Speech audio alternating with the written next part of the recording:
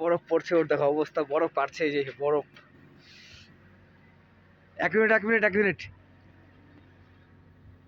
এই যে মাল, এই দেখেন বরফ পুরো, দেখেন দেখেন দেখেন, এই যে।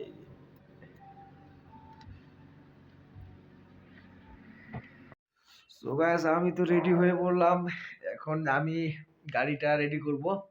আমার মামি এখানে আমাকে চা বানিয়ে দিবে এখন আরেক কাপ, বলে তো রাগ হয়ে যাবে।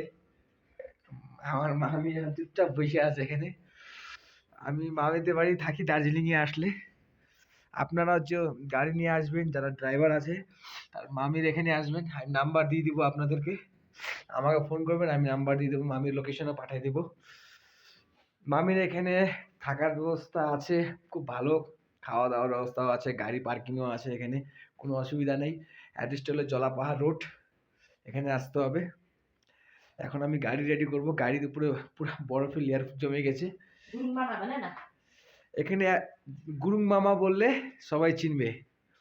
আমি আপনাকে নাম্বার দিয়ে দেবো, লোকেশনে দিয়ে দেবো, কোথায় আসতে হবে।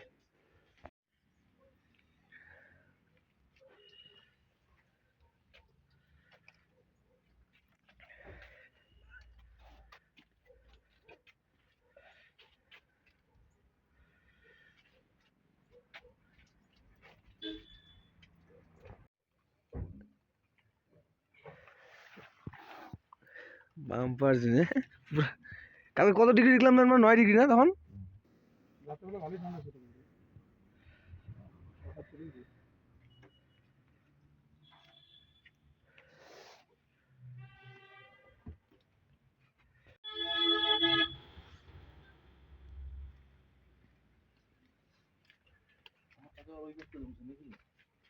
পরে নাই, দুই বছর পরে নাই আর।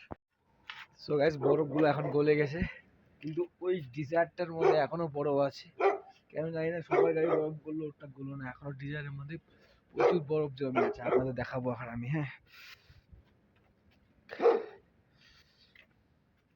এই দেখেন বরফ, আপনাদের দেখাবো। হাতও কাটতেছে না, এত বরফ। এই যে বরফ এখনো জমে আছে। আমি গাড়ি আমার রেডি করতে হবে। ফার্স্ট মোবিলটা চেক করি গাড়ির।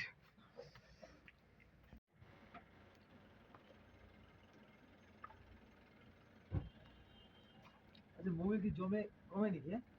অল্প কম দেখায়, অল্প গাড়া হয়ে যায় না। ঠিক আছে, বন্ধ করতে হবে, বন্ধ করতে হবে। ও, গাড়ি তো অবশেষে স্টার্ট হলো। গাড়িটা মিনিমাম 20 মিনিট থাক স্টার্টে, গরম হোক। আমি তখন বাইরে ওয়েদারের মজা নেই। তো গাইস, আন্টি আমাকে ম্যাগি বানাই দিছে, এই যে গরম গরম ম্যাগি। এখন গরম জল দিবে। আন্টি না, সরি, মাইজু, আমরা মামি বলি, মামি। ঠিক আছে, মামি গরম জল দিয়ে দিল আমাকে। এবার ম্যাগি, গরম গরম স্যুপ খাবো আমি। খায় আমি বেরোবো সাইড সিটে। আপনাদের দেখাবো আজকে আমি কোথাও যাবো না, শুধু লেপচা জগৎ পাইন ফরেস্টটা দেখাবো।